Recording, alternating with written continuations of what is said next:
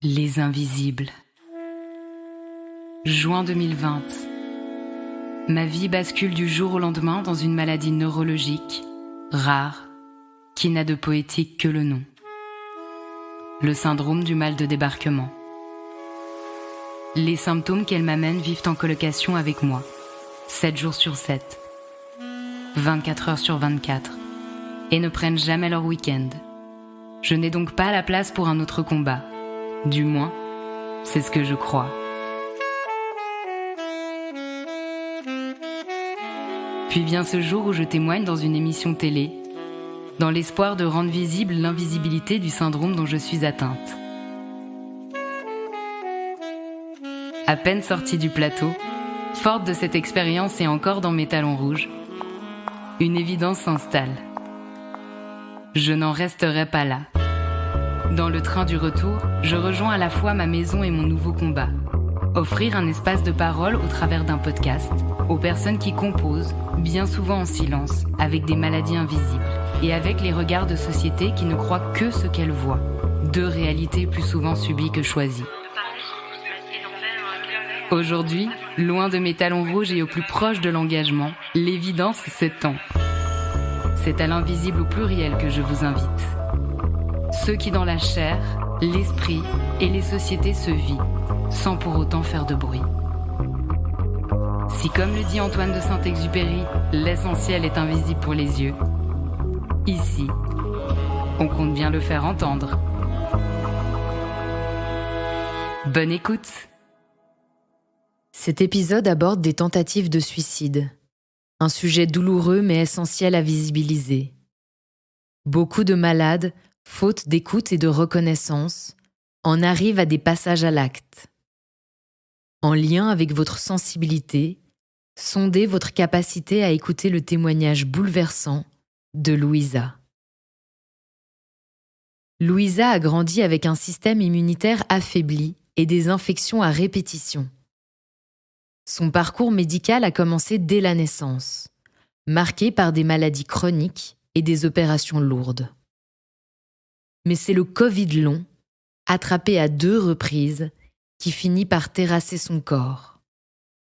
Douleur, fatigue chronique, épuisement extrême. Son énergie s'est effondrée.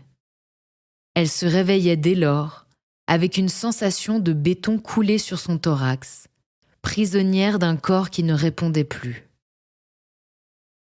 Face à l'incompréhension des médecins, aux violences médicales et au stress de la vie d'indépendante, elle a dû se battre pour être prise au sérieux. C'est une tentative de suicide qui a finalement ouvert les portes d'une prise en charge. Un passage en clinique psychiatrique, un lieu où pour la première fois, elle a rencontré un monde où les masques tombent et où la souffrance est enfin dite sans honte. Aujourd'hui, Louisa réapprend à vivre autrement, à se faire des auto-câlins, en cultivant de petits plaisirs du quotidien et en adaptant son environnement à son corps. Car une question continue de la traverser. Comment exister pleinement quand on se sent en train de dépérir ? Un témoignage bouleversant qui met en lumière la réalité du Covid long, de l'épuisement profond qui en découle, et des systèmes médicaux et sociaux, parfois violents et ignorants, dans lesquels baignent les patients.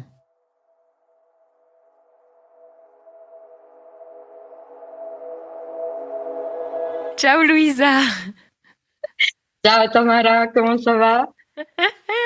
Eh ben écoute, j'ai pas l'habitude qu'on me pose la question en premier, mais je vais essayer. Moi, ça va, je suis très fatiguée aujourd'hui, mais parce que hier, comme tu as dû le voir, il y avait ce mouvement du 28 octobre, Visibilisons l'invisible.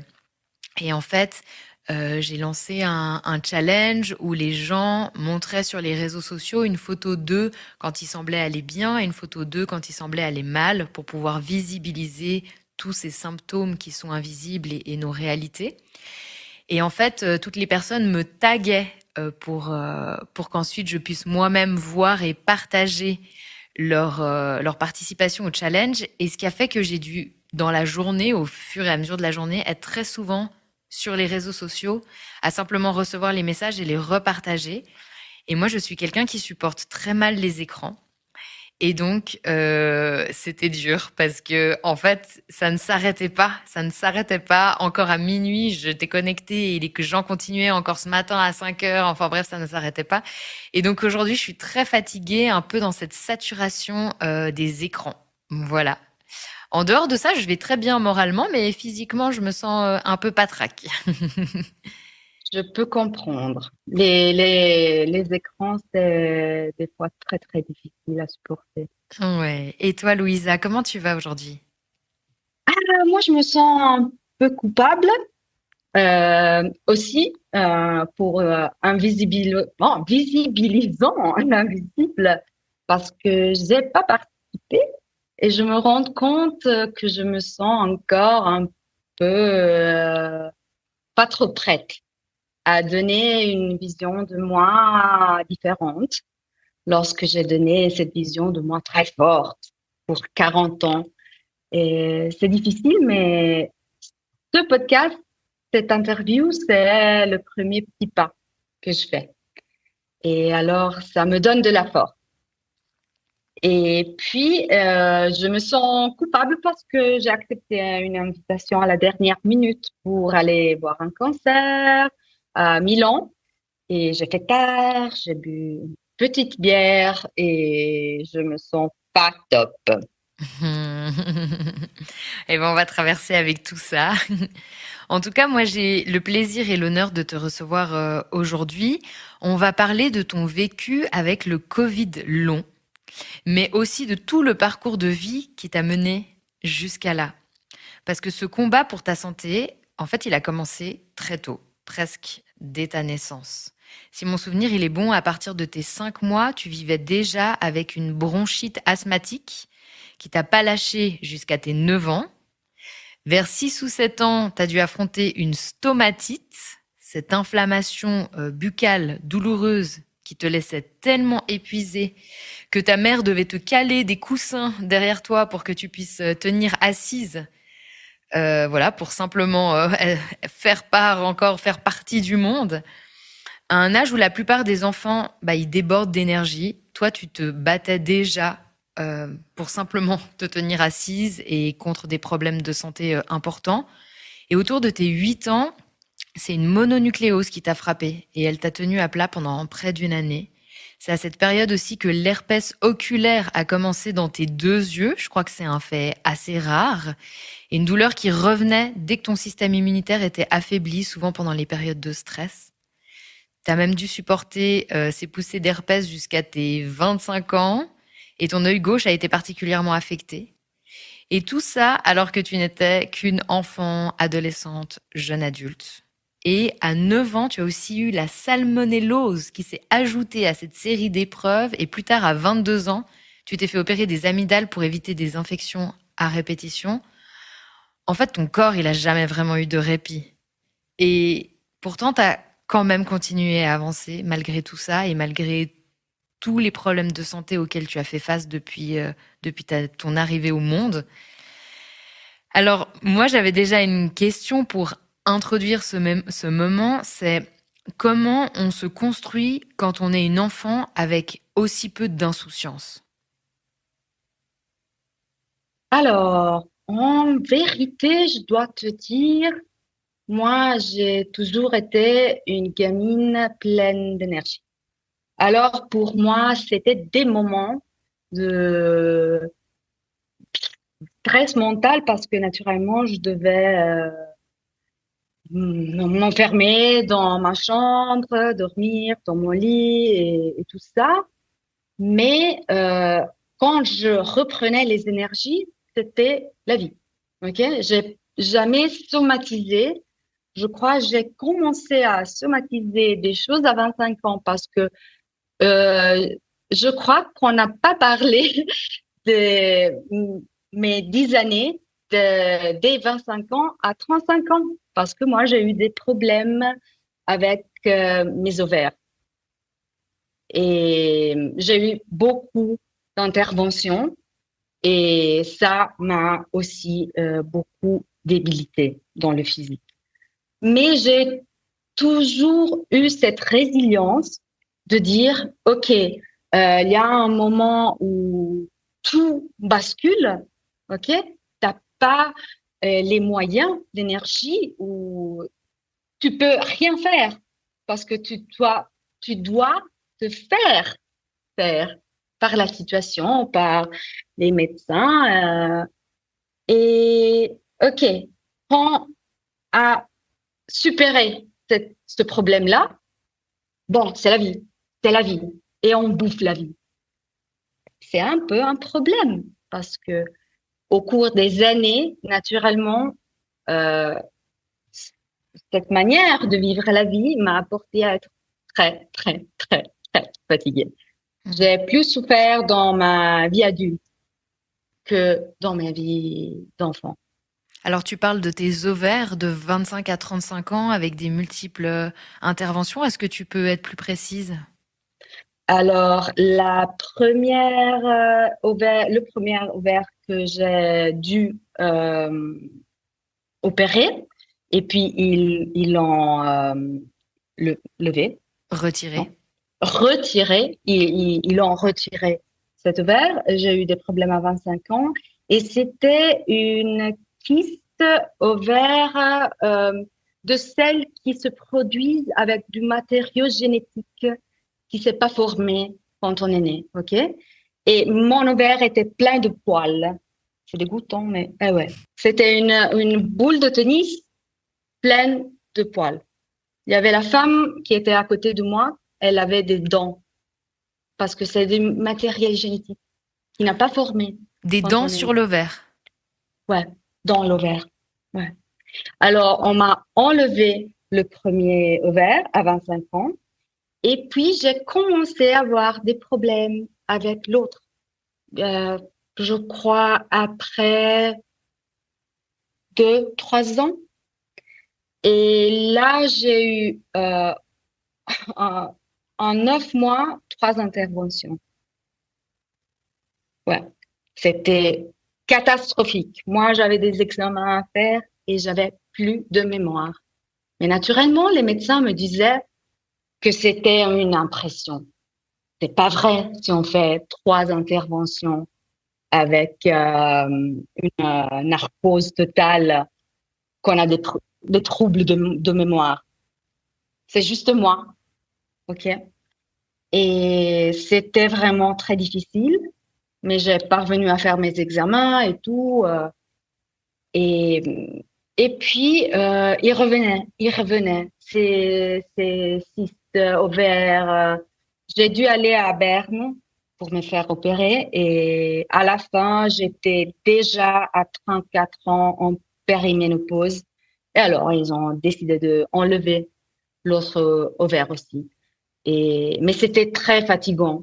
Tout se reprendre après les interventions et tout, c'était vraiment difficile. Hmm. Oui, et puis quelque part, ça touche aussi à tout ton appareil génital, ta féminité. Je ne sais pas si tu le vis comme ça. Comment c'était pour toi? Alors, moi, je dis toujours que j'ai eu 10 ans pour pour accepter, ok? Pour me faire un discours dans la tête et commencer à me demander, est-ce que je veux des enfants?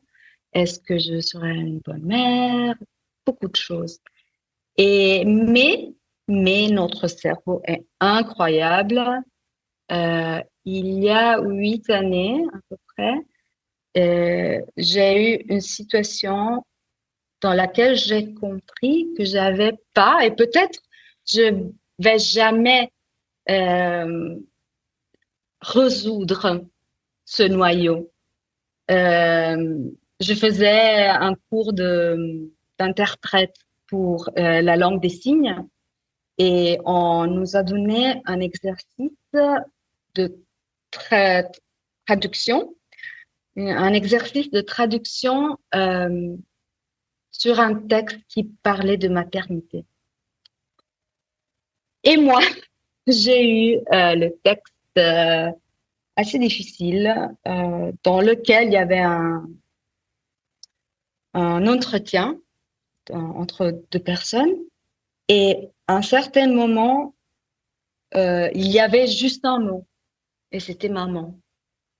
Et moi, j'ai fondu en larmes.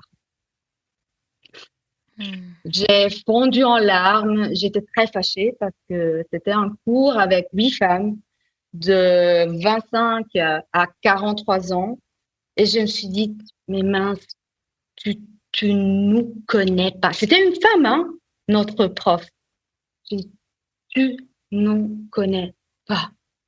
Et pour moi, c'était une explosion très forte.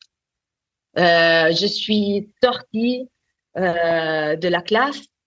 J'ai commencé à pleurer. Je parvenais pas à m'arrêter. Et puis, j'étais très chanceuse qu'il y avait cette amie très, très près de moi. Elle était enceinte et elle est venue me consoler. Mais moi, j'étais très dure. J'ai dit à la prof, tu n'as aucune idée. Tu n'as aucune idée et tu dois faire gaffe parce que tu travailles avec des personnes. Et elle s'est excusée. Moi, j'étais si hors de moi que je lui ai dit, moi, je peux pas te pardonner parce que le dégât, le dégât, c'est déjà fait. Tu as déjà cassé quelque chose. Mais je pense aussi, je suis très chanceuse parce que j'ai une nièce, un neveu qui sont un peu mes petits aussi. Et j'ai des amies qui sont très généreuses. Et quand je passe du temps avec mes amis, avec leurs enfants, c'est magnifique et j'aime faire ça. Et il m'a fallu du temps et je me suis rendu compte parce que moi, je suis très dure, très forte. Et à ce moment-là, je me suis rendu compte, tu pensais d'avoir tout résolu. Ouais. Mais c'est ça que je trouve intéressant et très humble aussi, c'est de dire, en fait, je ne sais pas si ce sera un jour résolu. Et quelque part, c'est beau aussi parce que aujourd'hui, on a besoin de guérir de tout comprendre, de tout être tout le temps hyper aligné avec ce qu'on fait, avec ce qu'on dit, avec ce qu'on est. Et en fait, je trouve beau de dire, mais en fait, il y a des choses qui ne se résout pas. Vraiment. Ouais. Et moi, j'en ai aussi des choses comme ça dans ma vie qui ne se résout pas et qui ne se résoudront peut-être jamais. Et je trouve que c'est une posture qui est intéressante aussi à avoir et qui est humble et qui nous place aussi dans une certaine forme de vulnérabilité, mais qui est accueillie. Ouais.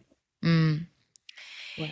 Et ensuite est arrivé le Covid. Tu l'as attrapé une fois, tu l'as attrapé 2 fois, tu as eu 2 fois ce qu'on appelle le Covid long. Un corps qui, après des années de bataille, se retrouve de nouveau terrassé. Tu parlais de l'épuisement, de cette sensation de ciment dans le buste où tu peux plus bouger en fait, où tu es alité et tu es complètement couché. Est-ce que tu peux l'expliquer ça ?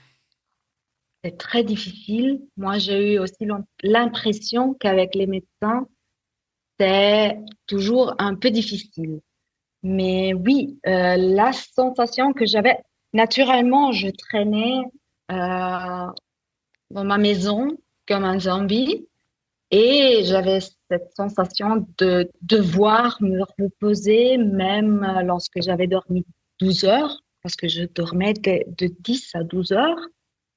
Et naturellement, lorsque je suis indépendante, je travaille à la maison, c'était très facile de dire, ah bon, je vais dormir une demi-heure, et puis ça devenait 4 heures. Et j'étais plus épuisée, mais ce qui se passait, c'est que le matin, les plusieurs fois quand je travaillais la nuit, quand je faisais des cours de cuisine, j'étais clouée. j'étais clouée au lit. Je ouvrais les yeux et je me rendais compte que mon cerveau était éveillé. Mon cerveau fonctionnait, mais mon corps ne répondait pas. Je sentais comme si mon buste et mes bras étaient remplis de ciment. Je pouvais même pas bouger mes mains. J'étais dans des postures peut-être sur mon ventre. Je me réveillais beaucoup de fois sur mon ventre, ce qui est bizarre parce que moi je dors sur mon dos ou je dors un peu en position fétale et je me réveillais sur mon ventre et je pouvais même pas bouger mes mains. Et cette sensation de rien pouvoir faire, mais mon cerveau fonctionne, mes yeux bougent.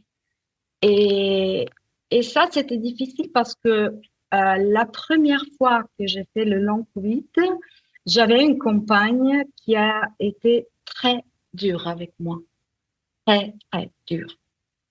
Et, elle me disait toujours, mais bon, qu'est-ce que tu te plaignes?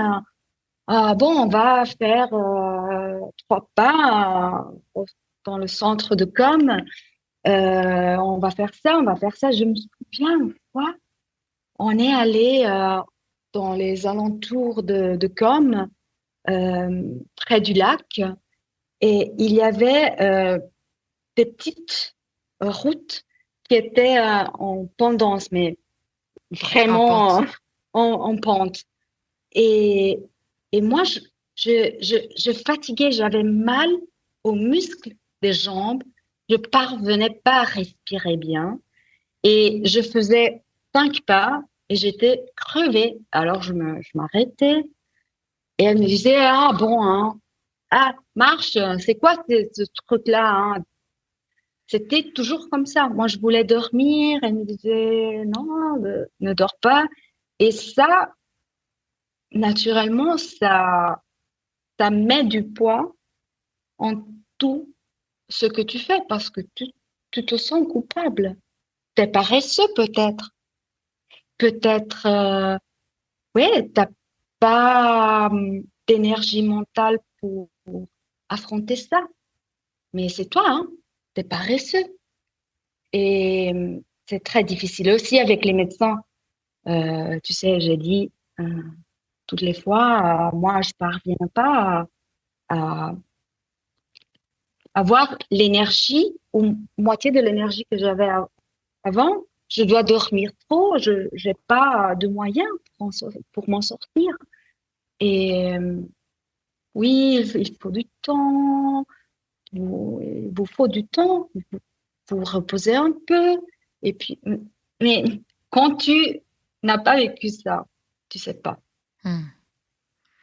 Donc en fait, tu as vraiment nommé à ton réseau médical à quel point tu étais épuisée et à quel point tu ne retrouvais pas tes capacités entre guillemets normales et tu as vraiment eu un manque de reconnaissance. Oui.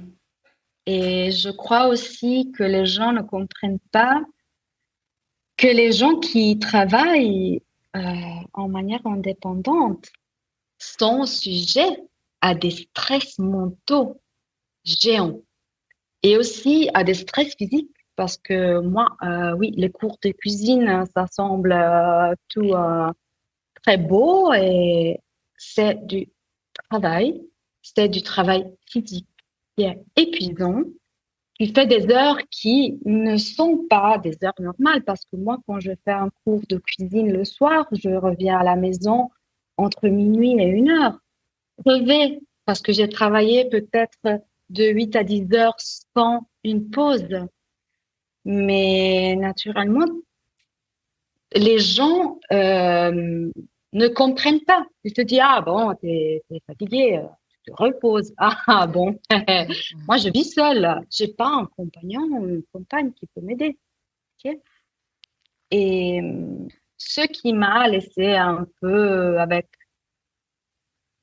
la mer dans la bouche, on dit en italien, l'amaro in bocca, c'est que mon immunologue ne m'a pas prise au sérieux parce que moi, je suis suivie aussi par un immunologue parce qu'il y a 5 ans, on a trouvé que j'ai une pathologie auto-immune et c'est pas grave parce qu'on a eu la chance nous, euh, de la découvrir le premier an. Mais quand même, je prends des médicaments. C'est pas dans ma tête, c'est dans mon sang et je prends des médicaments. Et alors, c'est aussi ça, un- un- une lumière rouge qui dit, OK, cette personne est à risque et peut-être elle pourrait souffrir de long Covid.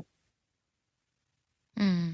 Mais heureusement, à cette époque-là, tu avais quand même une psychiatre qui a Oui. su identifier et te dire, en fait, te guider vers la clinique pour les longs Covid. Oui. Est-ce que tu peux nous parler de ce que ça a représenté, cette prise en charge pour toi? Et est-ce que c'est là le lieu où tu as commencé à être entendu?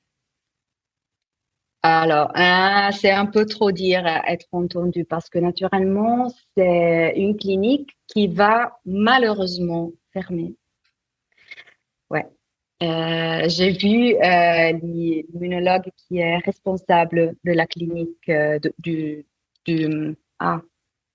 reparto, de l'unité. OK. J'ai vu la semaine dernière le responsable de l'unité de la clinique Moncoupon pour le long Covid et il m'a dit que pour des raisons probablement économiques, cette unité va fermer. Alors, on n'aura pas d'unité long Covid au Tessin. Et ça, selon moi, c'est très grave parce que moi, j'ai dit, ah, et bon, oui, parce qu'on a fait aussi un travail avec les médecins de base, ça fonctionne. Bon, moi, je suis l'exemple humain du fait que ça ne fonctionne pas. Moi, j'ai dû faire une tentative de suicide pour une prise en charge sérieuse. Mais bon, la première fois, tu vas à la clinique, ils te font des petits tests et puis ils te donnent une routine que tu suis à la clinique avec les physiothérapeutes et tu fais bon du vélo, tu fais des exercices avec les machines un peu pour tonifier les muscles parce que naturellement, il y a un problème très gros avec les muscles parce que moi, la deuxième je faisais vraiment, je, je, oh, facevo fatica. C'était très difficile pour moi Ouais. de, de, de soulever un demi-kilo, hein, 500 grammes. Moi, je m'épuisais avec les petits poids de 500 grammes. Mais je suis assez étonnée là, je sais pas pourquoi. Je sais pas pourquoi. Est-ce que je suis en train de me tromper complètement? Mais moi, j'ai l'impression que quand les personnes sont touchées par des Covid longs ou l'encéphalomyélite myalgique, on est plus dans une proposition de ce qu'on appelle le pacing, où c'est de pouvoir ménager son énergie et donc vraiment de faire des petites choses. Et tout d'un coup, et toi, on te demandait d'aller faire du vélo d'intérieur ou enfin, tout d'un Ouais. coup, ça me paraît un peu absurde, mais je voudrais pas m'avancer. Mais comment t'as C'était vécu très ça? doux, c'était très doux, Ok. c'était très challenging, ok, euh, mais ça fonctionnait. Peut-être, moi j'ai un caractère qui va bien avec des thérapies un peu plus fortes parce que moi je réagis très bien avec des stimulus qui sont très forts. Mais la première fois, je dois dire, euh, ça a été plus facile pour moi. Au bout de 4 mois, j'étais pas comme avant parce que moi, je ne suis plus revenue à mes taux d'énergie et mon être Louisa de il y a 4 ans, mais quand même des énergies acceptables et oui, la faculté de travailler parce que puis la première fois, moi, j'ai pas travaillé pour 5 mois et j'ai eu aucune indemnité parce que naturellement, j'étais pas informée et je me sentais coupable. Je me disais, bon, t'as pas d'assurance parce que toi, tu gagnes pas assez pour avoir une assurance. Je savais pas que j'aurais pu peut-être faire une demande de AI euh, juste pour cette période-là. Et j'ai vécu avec l'argent que j'ai dans mon compte. Et bon, mais ça, c'est très inconfortable pour Hmm. pour une personne indépendante. C'est inconfortable. Et tu évoquais à l'instant le fait que tu as fait une tentative de suicide avant de rentrer dans les plus grands détails par rapport à ça.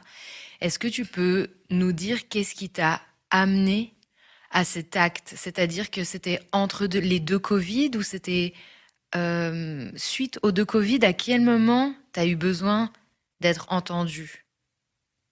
Alors, c'était après le second Covid que je fais. Et c'était parce que après le premier Covid, oui, j'ai repris de l'énergie et tout ça, mais je me suis aperçue que ma vie avait basculé, avait vraiment changé et que je devais vraiment renoncer à beaucoup de choses. J'ai fini seulement par devenir cette personne qui travaille tout le temps, qui doit toujours dire non aux amis.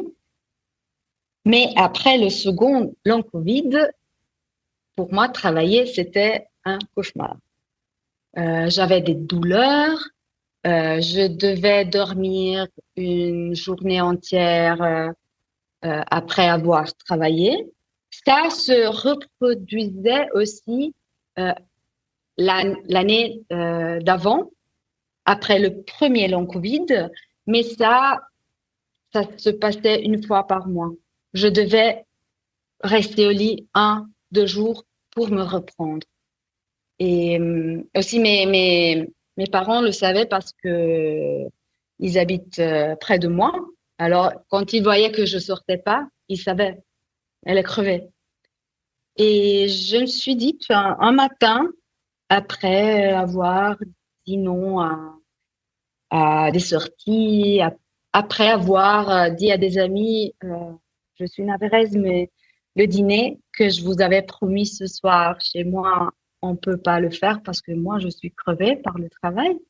Je me suis réveillée le 20 juin 2024 et je me suis dit, bon, si je dois vivre comme ça m'intéresse pas. Et j'ai fait cette tentative et je me suis réveillée après 16 heures. Hmm. Toi, tu me disais hors antenne que tu as choisi d'en finir avec la vie en prenant des cachets mélangés avec du miel. Tu t'es endormie, assise, puis tu as vomi. Et en fait, tu as commencé à sentir l'odeur du miel et ton cerveau, en se réveillant, la première chose qui s'est dit, c'est putain, je suis en vie.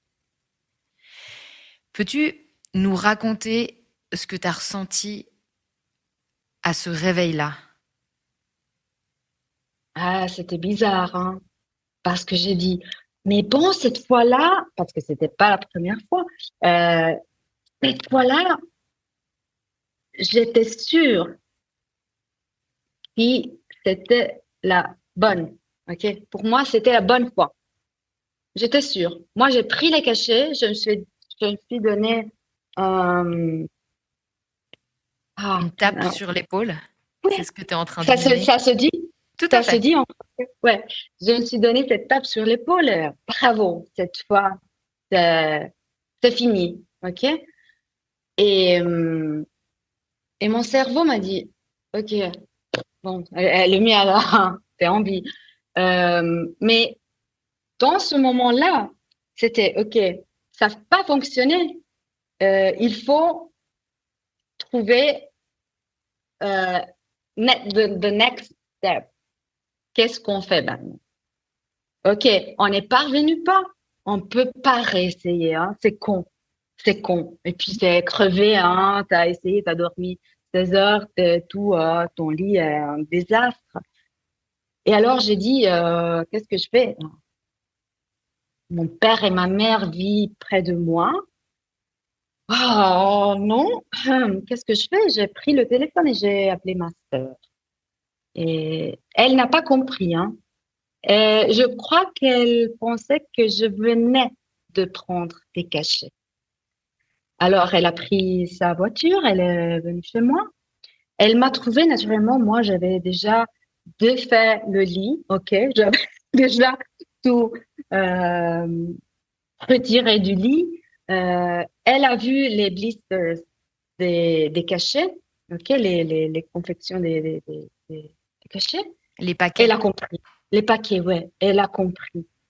Et puis elle a dit, OK, maintenant tu rentres dans la baignoire, tu prends un bain et moi je fais la, la laundry.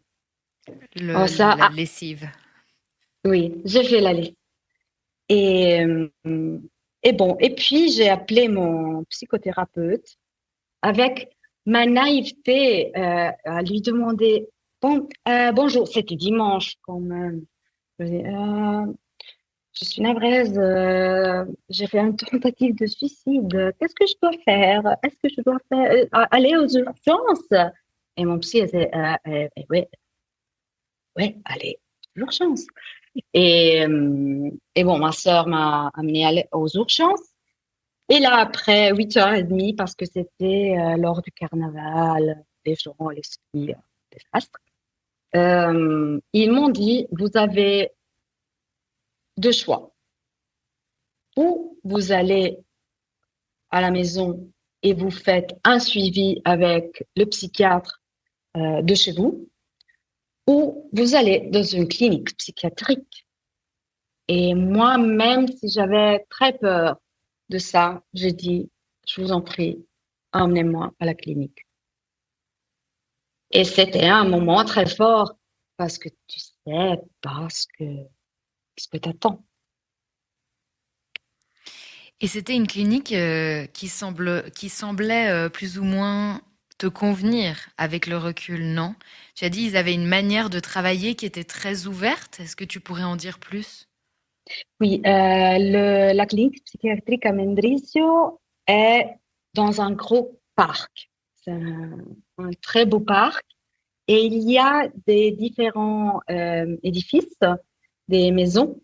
Et il y a une maison pour les gens plus âgés. Il y a une maison avec deux autres unités que je connais pas trop bien, où il y a aussi des activités plus artistiques. Il y a un club où on fait de la musique une fois par semaine, où on fait de l'art. Et puis, il y avait mon unité où il y a trois différentes unités. Et moi, j'étais dans les troubles émotifs, ok, dépression et tout ça. Et puis, il y avait les personnes avec des dépendances de substances. Et selon moi, c'est la seule unité qui fonctionne vraiment pas parce que naturellement, c'est un parc ouvert et les gens vont, ils viennent, c'est assez ouvert comme situation. Il n'y a pas de porte qui enferme les gens. Seulement les gens qui sont vraiment dans une situation très grave. Et puis, il y a les personnes qui sont dans un état très, très, très grave de psychose. Et toi, t'es resté un mois dans cette Ouais. clinique. Qu'est-ce que ça t'a apporté? Ouf.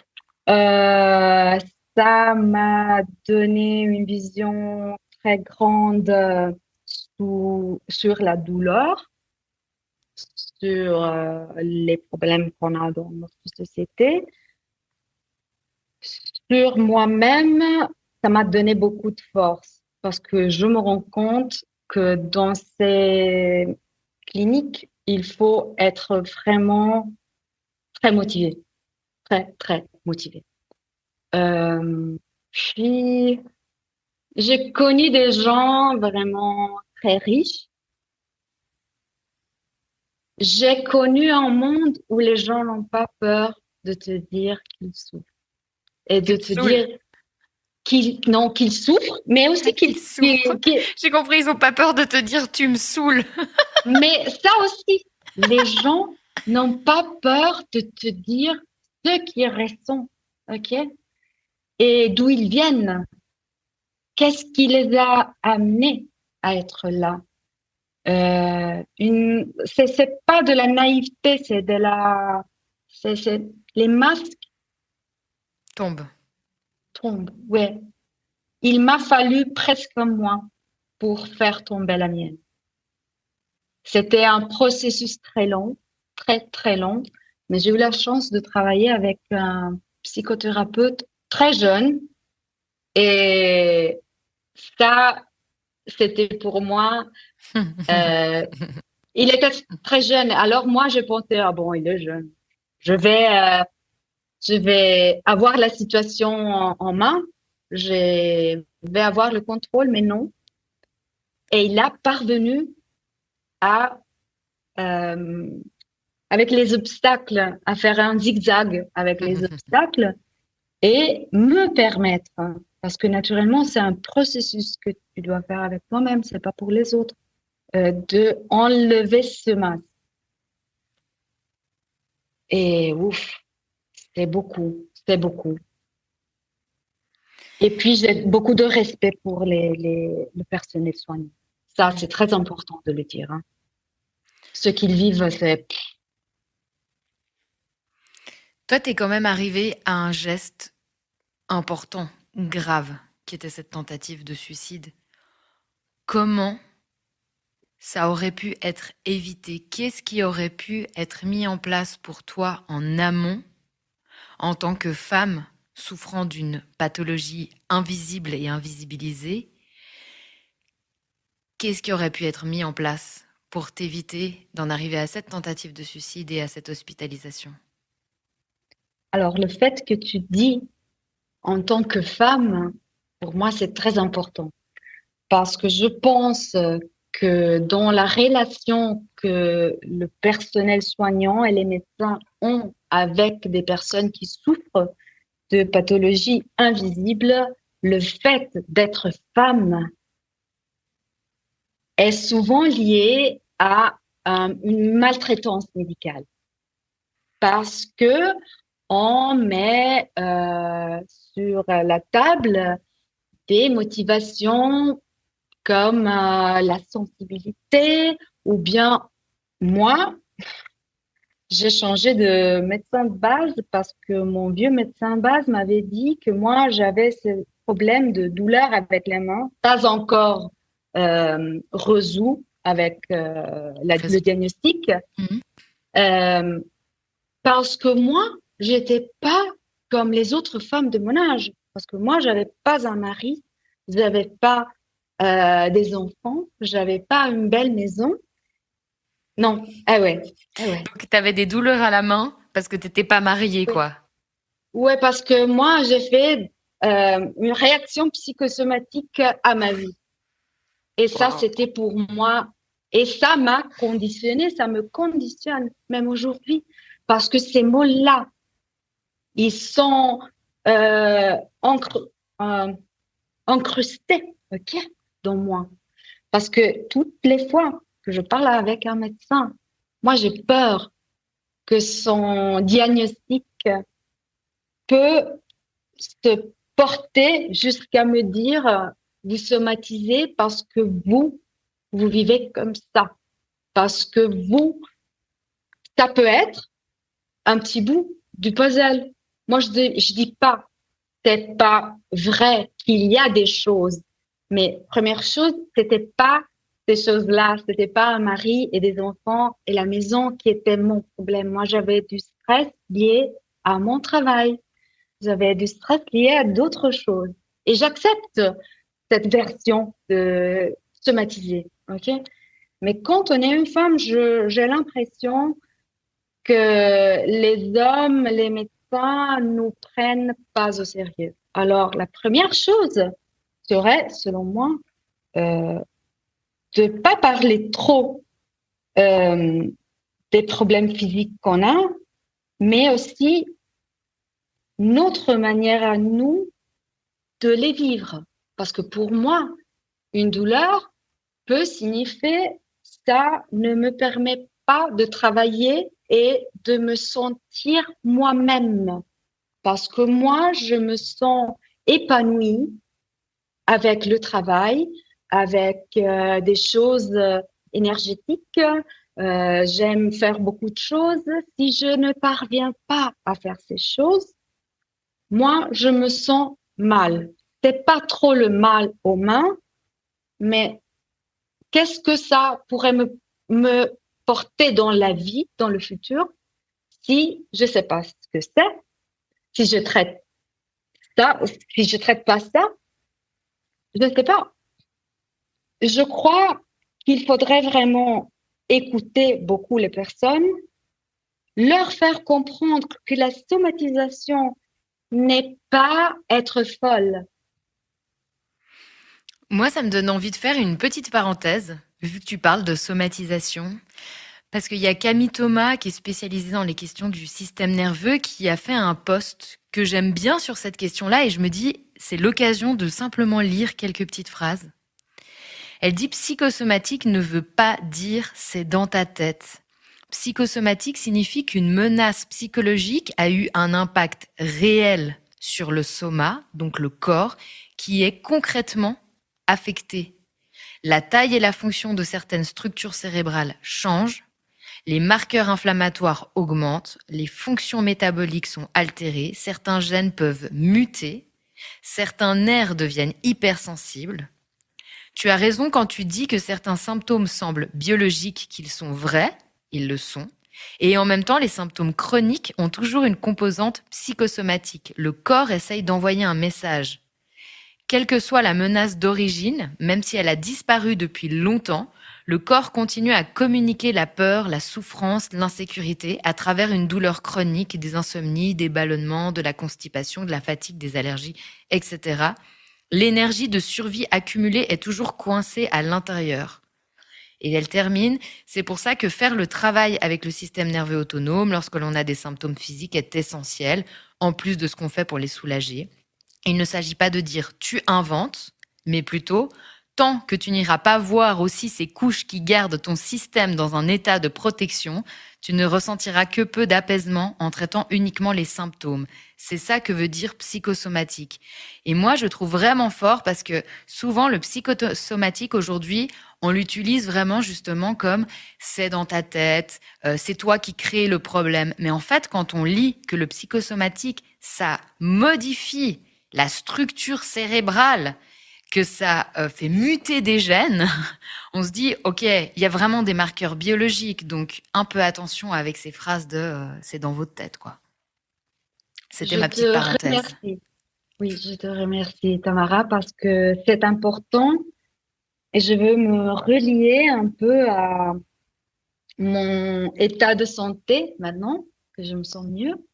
Ça m'a beaucoup aidé de lire des livres où j'ai appris ce que notre cerveau est capable de faire et ce qu'on peut faire avec notre cerveau. Et aussi, une rhumatologue que j'ai vue il y a 3 semaines, elle m'a dit, vous savez, quand nous, les médecins, on vous dit très clairement ce qui se passe, où il se passe, pourquoi il se passe. Si vous avez la capacité de nous entendre et de nous comprendre, vous êtes capable de vous guérir. Et moi, j'ai dit, ah, finalement, un médecin, c'est une femme chinoise, c'est une femme qui est vraiment un docteur, un médecin très, très, très précis. Mais elle m'a confirmé, quand on donne le nom aux choses, quand on explique une chose pour ce qu'elle est, on a le pouvoir de changer. Mais si on a des médecins, pour moi aussi, ça serait important qu'un médecin nous pose la question, qu'est-ce que vous avez vécu dans vos vies de traumatique? Moi, j'ai vécu des traumas que je suis sûre, ils se sont installés dans mon corps et dans mon cerveau. Je suis sûre que moi, j'ai eu 8 ans de relations et 4 relations et 4 de mariage avec un homme qui était très violent psychologiquement. Je peux pas croire que ça m'a pas touchée. Ça m'a touchée. Et alors, il faudrait changer le paradigme de l'intervention médicale. Et ce que tu dis, ça me fait rebondir sur quelque chose aussi, c'est que quand il y a trauma et que du coup il peut y avoir manifestation psychosomatique, on rend la personne du coup responsable de ces manifestations alors qu'elle a déjà été victime une première fois d'un trauma et une deuxième fois de ces manifestations. Donc pour moi c'est complètement aberrant. Plutôt que dire c'est dans ta tête, c'est toi qui te crée ça, c'est allons regarder ce qui s'est passé. Faisons ce chemin-là plutôt que le jugement, l'étiquetage et le rejet. Mais peut-être revenons aussi, parce que je t'ai un petit peu coupé aussi avec cette parenthèse sur ces questions de qu'est-ce que toi tu aurais eu besoin pour pouvoir éviter ce passage à l'acte. Alors ce que j'entends c'est un médecin dans la bienveillance, un médecin dans l'écoute qui explique. Ça c'est une première piste. Qu'est-ce qu'il y aurait eu d'autre? Sûrement le fait que quelqu'un me dise, tu sais, faire du sport, c'est important parce que quand tu as des muscles, il y a un système anti-inflammatoire qui se génère et qui aide ton corps avec des pathologies et des douleurs. Un médecin qui me dise, voilà, il y a une prescription pour aller chez un physiothérapeute, on va travailler sur ça. Et toi, tu vas travailler pour avoir des petites routines, pas quotidiennes, peut-être un jour oui, un jour non, pour que ton corps soit dans une situation stable, ok? Moi, j'avais des douleurs au dos aussi. Et bon, ouais, j'avais des douleurs au dos. Ok. Ouais. Donc en fait, Maintenant, oui. maintenant, avec la routine que je fais, j'ai pas de douleur.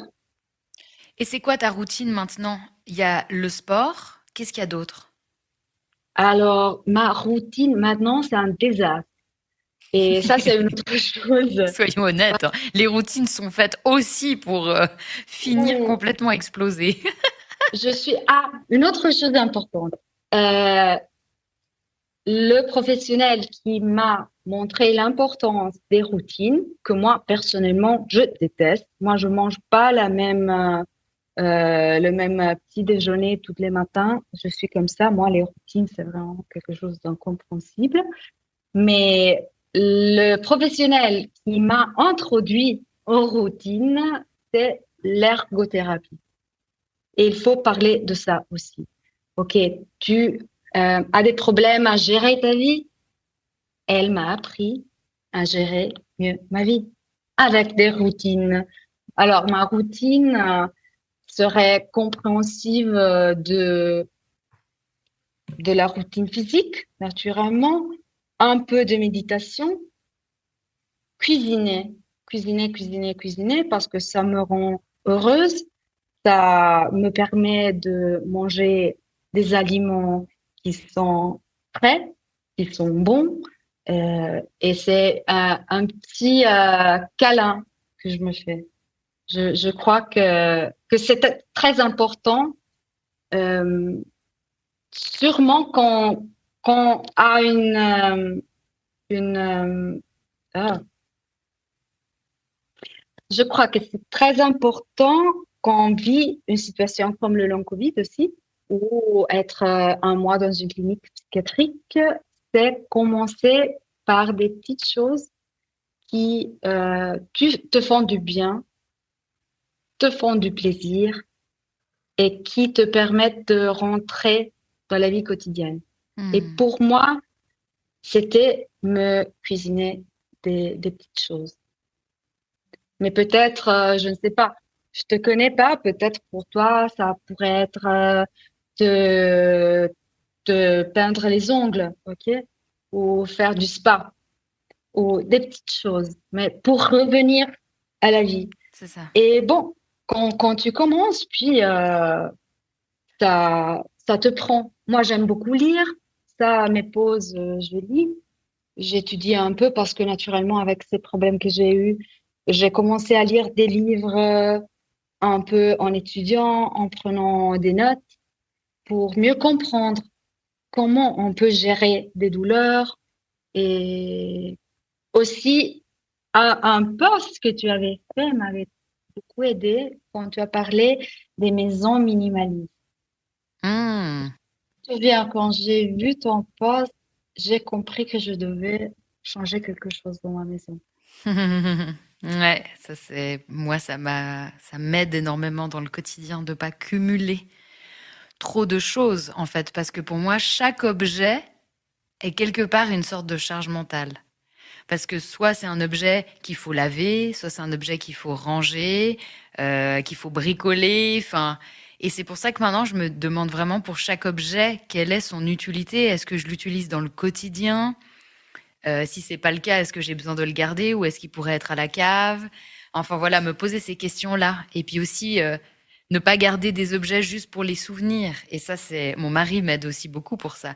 Parce qu'il me dit, mais en fait, le souvenir, il est dans ta tête. C'est là qu'il reste et qu'il doit pas bouger. Et des fois, c'est pas simple, mais en tout cas, moi, ça m'aide beaucoup d'être dans un lieu qui est très épuré. Pour d'autres personnes, ce sera autre chose. Et je pense que c'est exactement ce que tu disais, c'est que on revient à la vie, chacun, avec des petites choses qui nous font revenir à la vie. Et c'est rien de grandiose en général. Mais c'est ça, les petits bonheurs, comme tu dis, se peindre les ongles si on aime ça, lire un bon bouquin, se faire un bon chai latte réconfortant, se prendre une pause après un repas pour faire des respirations ou pour juste rêver, se regarder une petite série. En fait, tout ça, c'est des attentions qu'on se donne à soi, c'est des cadeaux qu'on se donne à soi. Aujourd'hui, c'est devenu compliqué. C'est même des choses souvent même on doit planifier. On doit planifier maintenant dans nos énormes agendas, moment pour soi. Alors pourquoi pas? Mais c'est devenu quelque chose qui est tellement rare, ça montre ça aussi. Et c'est comment dans le quotidien on arrive à réinstaurer ces connexions avec soi-même. Alors pour moi, je me souviens de la première semaine seule à la maison, parce que naturellement, moi, je suis sortie après un mois avec des gens qui se prenaient, oddio, cura. Il me... Alors, difficilissimo. Je dois dire, moi, je me souviens la première semaine que je suis revenue à la maison, et c'était très difficile parce que naturellement, tu passes un mois avec des gens qui te prennent soin de toi. Ils te font à manger, ils te font le lit une fois par semaine et toutes ces petites choses. Et quand tu reviens à la maison, tu n'as pas d'énergie. Et j'ai commencé en mangeant naturellement les céréales avec le lait parce que c'est un gros classique.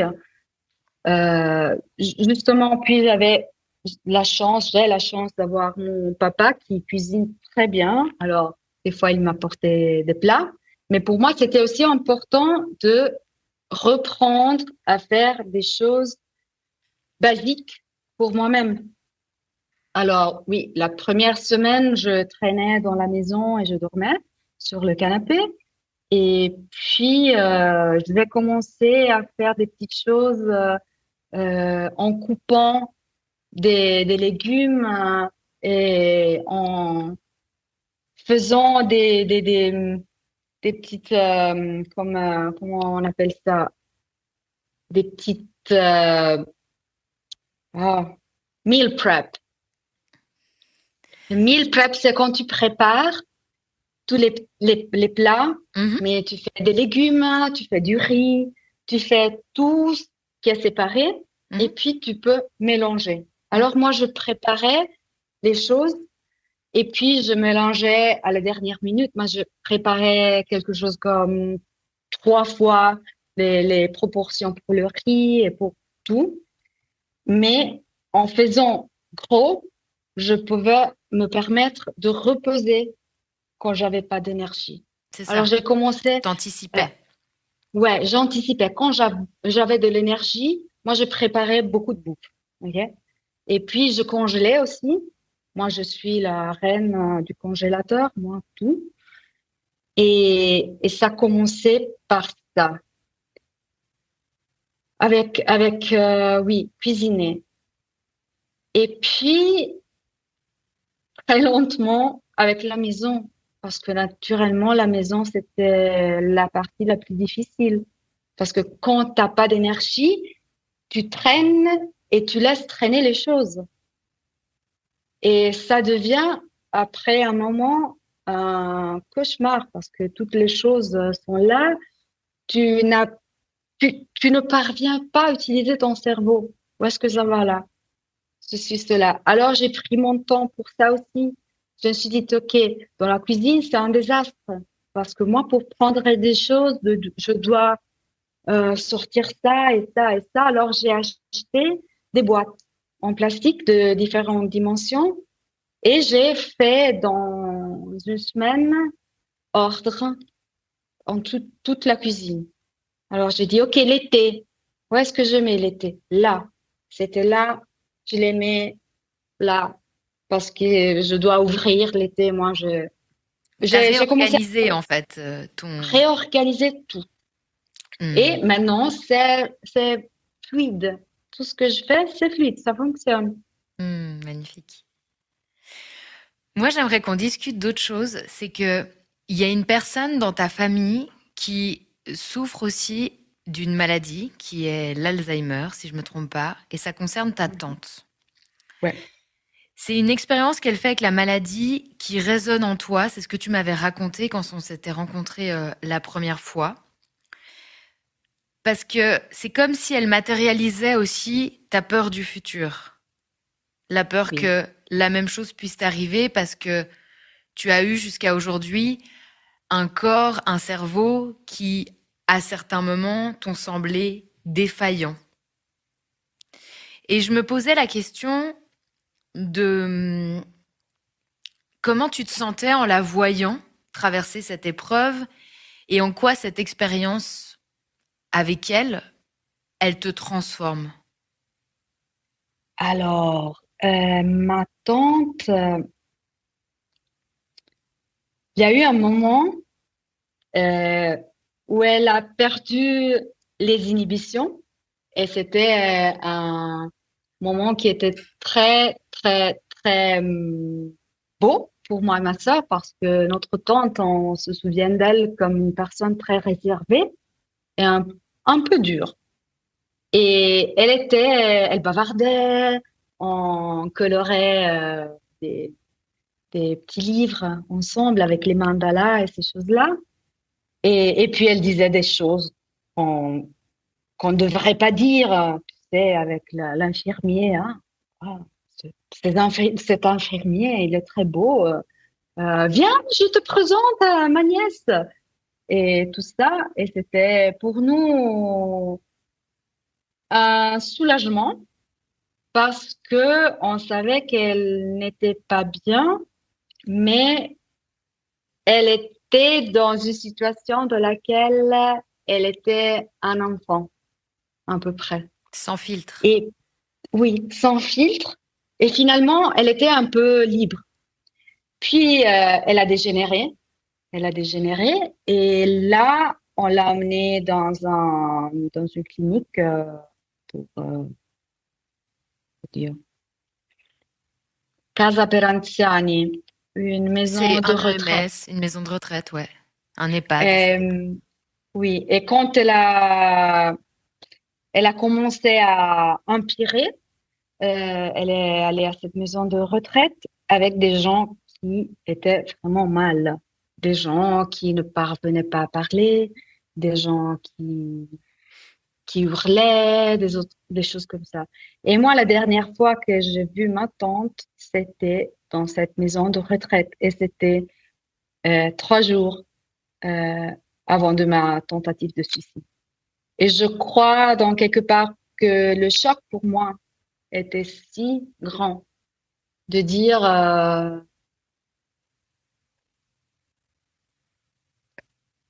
Est-ce que tu as qu'est-ce qu'on peut. transposé un peu ta vie sur la Je, sienne à ce moment-là? je me suis dit qu'est-ce que c'est la vie? Cet exemple-là, pour moi, était l'anti-vie. Hmm. Et je me suis dit que je suis en train de périmer dans un sens, comme un fruit, non? Et je veux pas périmer. Si je dois m'en aller, je veux m'en aller avec mes termes. Cet exemple, c'était l'antivie, mais tu me disais aussi que le fait que elle, tu avais pu percevoir qu'elle n'avait pas toujours mené la vie qu'elle avait envie, c'était aussi une leçon de vie pour toi. Oui, oui, tout à fait, parce que je me suis dit,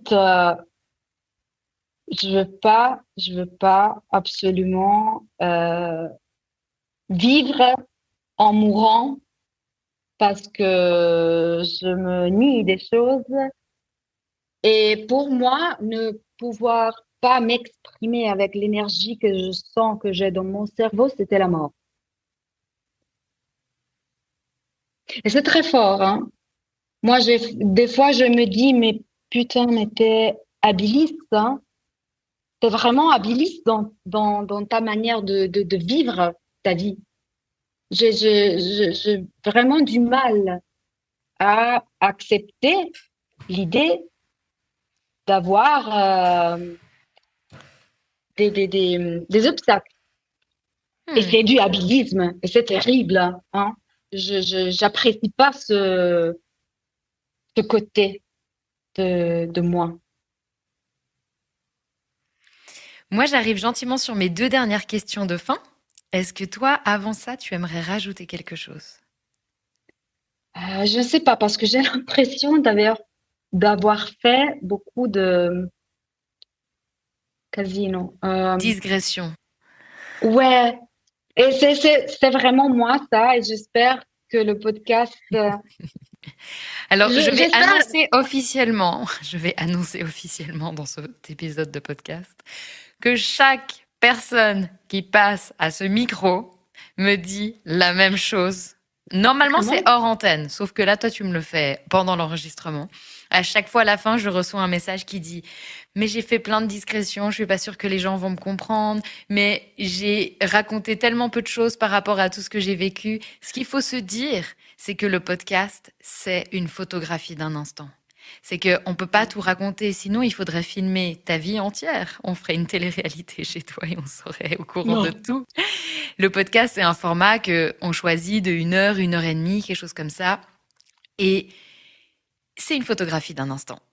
On peut pas tout savoir et c'est ok comme ça. Mais ce qui a été déposé aujourd'hui, c'est ce qui était juste à être déposé aujourd'hui et c'est ce qui résonnera chez les gens.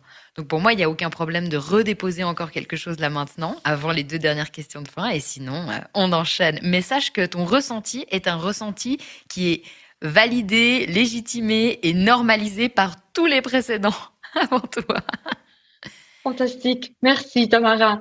Ce que je voudrais dire, c'est simplement ce que j'ai appris avec cette expérience du long Covid. Euh, Quand vous n'avez pas d'énergie, trouvez des personnes qui peuvent vous accompagner dans ce processus de,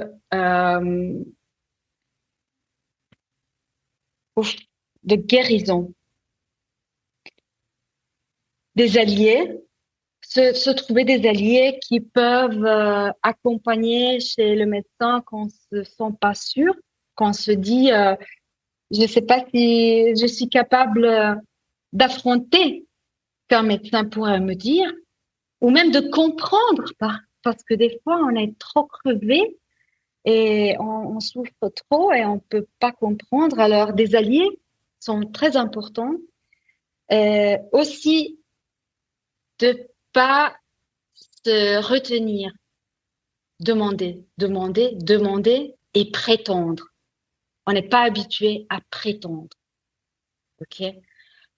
Il faut qu'on pense à notre santé, alors dire, OK, tu me dis ça, mais moi, voudrais aussi ça. Est-ce que tu peux me dire oui ou non? Mais si tu me dis non, tu dois me dire pourquoi tu me dis non. OK? Pas accepter tout. Pas se faire mettre les pieds sur la tête. Hmm. Faire des petites choses pour soi, pour revenir à la vie. Et aussi se rendre compte que le corps a besoin de bouger. Et quand le corps bouge, aussi le cerveau bouge. Et des choses s'enchaînent. OK? Et ça aide beaucoup.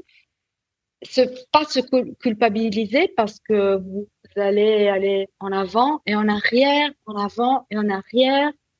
Mais jamais perdre la confiance en soi et dans le fait que peut-être on va pas guérir 100%, mais ça peut être mieux. Et lisez. Ou bien suivez le podcast de Tamara et suivez tout ce qu'elle porte avec les invisibles parce que tout le monde qui est passé avec des interviews peuvent donner des petites pièces de puzzle et les gens peuvent décider. Ça, c'est certain. Ça fonctionne pour moi ou pas. Ça, pour moi, c'est vraiment le message que tu laisses aux personnes qui vivent avec une maladie invisible ou un Covid long. Et qu'est-ce que tu dirais à l'entourage de ces personnes? De être très compréhensive, même quand ils ne comprennent vraiment pas. De se rendre compte qu'il y a des choses qu'on peut pas comprendre jusqu'au moment qu'on les vive. Moi, je me rends compte que maintenant que je suis mieux, j'ai un souvenir de moi il y a 8 mois, mais je suis une autre personne. Moi, je ne ressens plus ça. J'ai retenu une idée, mais je me fais une idée que les autres personnes qui sont autour de moi ne peuvent pas comprendre. Et puis, faites gaffe aux questions que vous posez. Faites gaffe, soyez vraiment très gentils. Moi, j'ai eu une amie que j'aime beaucoup. Elle est ergothérapeute et je sais que quand elle me pose cette question-là, c'est parce que elle se fait des soucis pour moi. Mais elle me demande très souvent quand est-ce que tu vas reprendre avec le travail. Et pour moi, toutes les fois, c'est très violent. C'est très violent. Et j'ai pas le courage de lui dire. Je coupe très vite. Et tu vois, je suis assez bouleversée, émue. Ouais. Parce que pour moi, le travail, c'est une partie importante de ma vie. Et d'avoir quelqu'un qui, dehors, qui ne sait pas ce que je vis et comment j'ai vécu avec le travail indépendant ces 11 ans, qui continue toutes les fois qu'on se voit me demander et le boulot quand tu reprends, qu'est-ce que ça pas et c'est difficile. Soyez très gentils. Peut-être vous pouvez parler du travail, mais vous pourriez changer la question et dire comment te sens-tu en pensant au travail maintenant? Qu'est-ce que tu ressens? Et ça peut aider parce que en ce moment-là, la personne peut répondre avec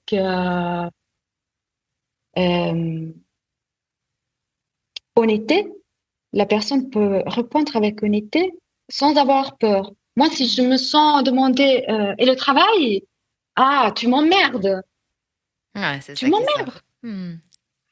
Et c'est pas bon. Et Louisa, quel super pouvoir le Covid long t'a amené? Oui. Euh, c'est très difficile. Il aurait fallu que tu m'écrives cette question-là en Il aurait avance fallu pour que me tu permettre. écoutes les autres épisodes de podcast parce que depuis le premier, la question est posée. Eh ouais, mais moi j'écoute, mais moi j'ai pas de mémoire. Ça va pour aujourd'hui. Non, je crois le super pouvoir, c'est la volonté mon super pouvoir, c'est probablement de vouloir aider les autres personnes. De parler, de parler, de parler, de parler. Hmm. Bah, je te remercie de m'avoir parlé du coup et donc de parler à d'autres personnes, à celles qui t'écouteront. C'était Oui, précieux j'es- comme témoignage. merci à toi, Tamara, et j'espère que des personnes vont sentir un soulagement. J'en doute pas. Merci beaucoup Louisa. Merci.